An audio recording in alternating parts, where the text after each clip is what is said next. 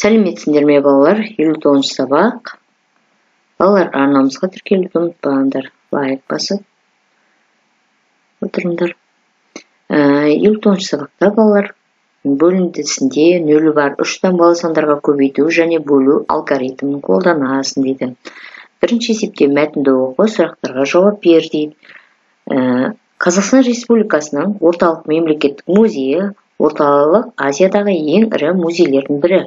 Оның алғашқы жәдігерлік бұйымдары 19 ғасырдың 30 жылдары Орынбор қаласында Орынбор өлкесінің музейі болып құралғанда жинақталған.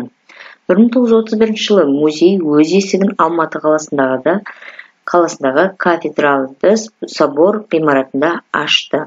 Ал қазіргі ғимараты тек 1985 жылы салынды. Музей қанша жыл кафедральды собор ғимаратында болды. Қазіргі ғимаратқа көшкеніне қанша жыл өтті дейді. Бірінші 1985 пен 1931 жылда аз айтамыз, 54 жыл, музей 54 жыл кафедралды собор ғимаратында болды дейді. 2019 пен 1985 алатын болса 34. Қазіргі ғимаратқа көшкеніне 34 жыл өткен екен. Екінші есеп. Есепте дейді 138.276 мен 46.000 бөліндісі 306.000. 55.590 мен 545.000 бөліндісі 102.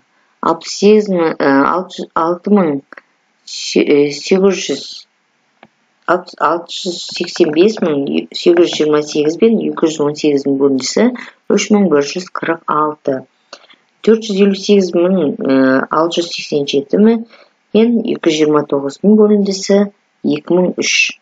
172.216 мен 824-тің бөліндісі 209.000.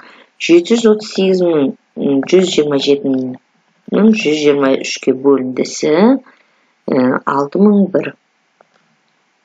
382.925 пен 425-тің бөліндісі 901. 305.584 пен 142-нің бөліндісі 2152.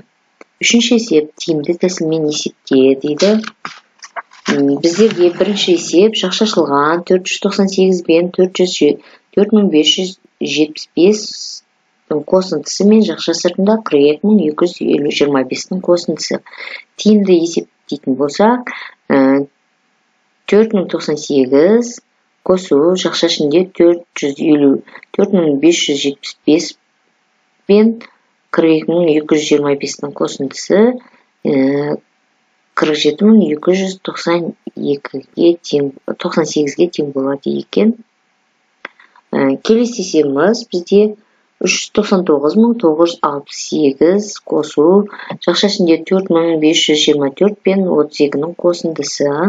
Енді біз теңдіктен кейін жақша ішіне 3999 пен 968-дің қосындысын 32-ге қосындысын аламыз, қосамыз 4524-ті тең болады 404.524.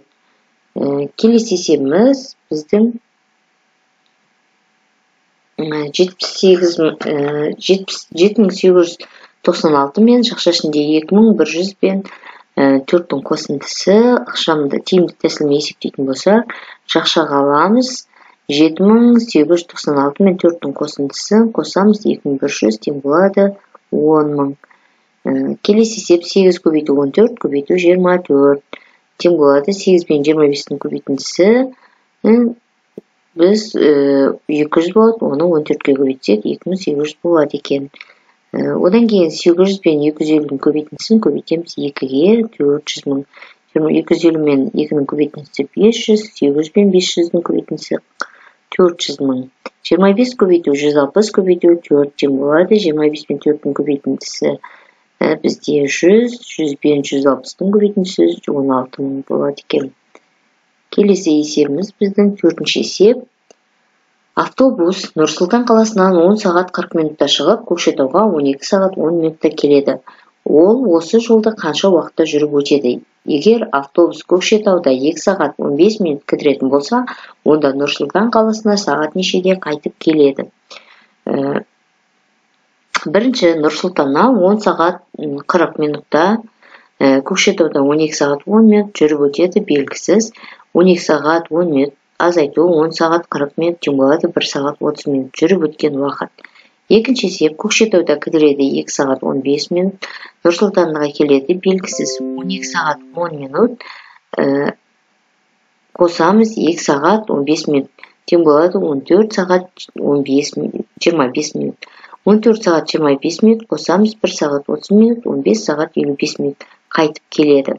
Жауабы, бірінші есепте автобус Нұр-Сұлтаннан Көкшетауға дейін 1 сағат 30 минут жүреді. Екіншісі есепте автобус Нұр-Сұлтан қаласына 15 сағат 55 минутта қайтып келеді екен. Бесінші есеп, көрсетілген өлшем бірліктеріне өрнекте дейді. 8 тонна 2 центнер бізде 8200 килограмм. 1 тоннада 1000 килограмм бар, 2 центнерде 1 центнерде 100 килограмм бар. 6 километр 90 метр, 6090 метр. 5 сағат 8 минут 308 минут. 486 секунд тең болады 8 минут 6 секундқа. 72 сағат тең болады 3 тәулікке. 2600 грамм, 2 килограмм 600 грамм. 8 метр квадрат 54 дециметр квадрат. Тең болады 854 дециметр квадрат. 32 дециметр квадрат тең болады 32 сантиметр квадрат. 6-шы есеп, өрнектердің мәнін тап дейді.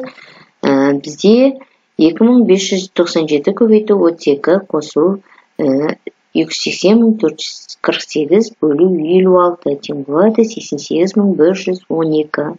Екінші есебіміз 2700 қосу 20124 бөлу 387 азайту 509 тең болады 2243. Бұл жерде бұндай өрнектердің мәнін орындайтын кезде әуелі амалдардың орындалу ретін анықтап аламыз. Яғни мына жерде бірінші бөлу амалы, одан кейін қосу амалы, одан кейін азайту амалын қолдандық. Келесі есеп 750 қосу жақша ішінде 1126 11267 қосу 1522 бөлу 203. Жауабы 813. Яғни жақша ішінде бірінші амал, екінші амал жақша сыртындағы бөлу, үшінші амал қосу амалы орындалды. Әрі қарай 3568 қосу 36, жақша ішінде 36532 қосу 860 бөлу 460. Жауабы 3068.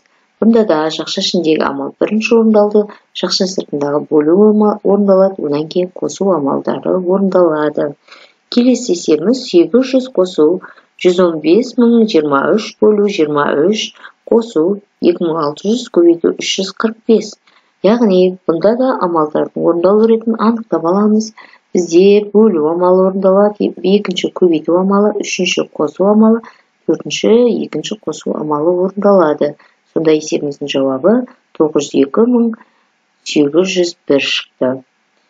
Соңғы есебіміз біздің 511785 бөлу 17 көбейту 29 азайту 836250 қосу 625. Бұл есептің жауабы 871707. Бұнда бөлу, одан кейін ретіне қарай көбейту тұр, одан кейін бізде бөлу тұр, соңғы төртінші амал азайту амалы орындалды. Жетінші есеп. Музей ғимаратының жалпы ауданы 25960 метр квадрат. Оның 14000 квадрат метр квадраты ауданын жәдігерлер алып жатыр. Қалғаны әрқайсының ауданы 920 метр квадрат болатындай бірдей көрме залдары. Музейде неше көрме залы бар дейді. Жалпы ауданы 25960 метр квадрат, жәдігерлер 14000 метр квадрат, қалғаны 920 метр квадраттан қанша көрме залы бар деп тұр. 25960 пен 14000-ді азайтамыз, 11960 метр квадрат қалғаны. 11960-ды 920-ға бөлеміз, 13. Музейде 13 көрме залы бар екен. Сегізінші, амалдардың орындалу ретін анықтап, оны есепте дейді. Бізде жақшашылған 953 қосу 627 көбейту 12 қосу 22.040 азайту 250 көбейту 36 көбейту 4. Яғни амалдардың орындалу ретін анықтау үшін біз жақша ішіндегі 953 пен 623-ті қосамыз, 1580, 1580-ді 12-ке көбейтеміз, 18960. Енді біз 250 мен 36-ны көбейтеміз. 9000-ді 4-ке көбейтсек 36000. 18960-ты 22040-қа қосамыз, 41000 шығады. 41000-нан 36000-ді азайтсақ 5000 шығады екен. Екінші есепте 326.000 көбейту 452 бөлу жақша ішінде 806 мен 7998-дің айырмасы қосамыз 180 көбейту 45. Яғни орындалу ретінде жақша ішіндегі азайту бірінші орындалады, одан кейін басында көбейту, одан кейін екінші бөлу амалы, содан кейін соңғы жақтарға көбейту, ең соңынан көбейтудің алдындағы қосу амалы орындалады. Жауабы 26519 шығады екен. 9-шы есепте Арман музейге бара жатыр, көшенің ені 15 метр. Егер оның жылдамдығы 1 метр секундына болып, бағдаршам 25 секунд жанып тұратын болса, ол жолдан өтіп кете ала үлгере ме? Дейді. Көшенің ені 15 метр, Арманның жылдамдығы 1 метр секундына, бағдаршам уақыты 25 метр секунд, Арманның уақыты белгісіз үлгеруін табамыз. Т тең СС бөлу В, Т тең 15 бөлу 1 тең 15 секунд, Арманның уақыты 25 секунд, 15 секунд, 25 секунд артық. 25-тен 15-ті алатын болсақ, 10 секунд артық қалады. Жауабы Арман жолдан өтіп үлгереді, себебі ол жолдан 15 секундта өтеді. Әсінде, егер Әлияның жылдамдығы Арманның жылдамдығынан 2 есе кем болса, ол жолдан өтіп үлгереді ме? Жолды қауіпсіз ету үшін Әлия не істеуі керек дейді.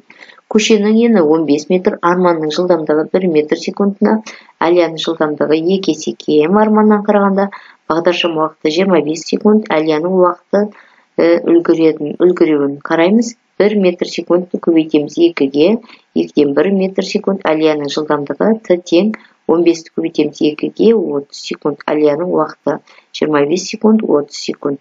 30 секунд артық. Әлия жолдан өтіп үлгермейді, себебі ол жолдан 30 секундта өтеді. Жолдан қауіпсіз өтуі үшін Әлияға жылдамдығын арттыруы қажет екен. 10-шы есепте дейді. 12492 мен 347 бөлінісі 36. 51054 пен 127 бөлінісі 402. 231.693 пен 231 бөлінісі 1003. 7595 пен 2017 бөлінісі 35.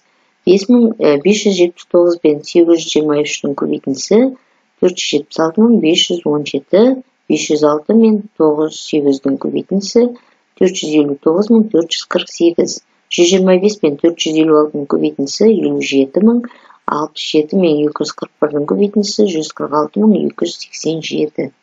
Осымен балалар, біздің сабағымыз аяқталды. Келесі сабақта жүздескенше сау болыңыздар.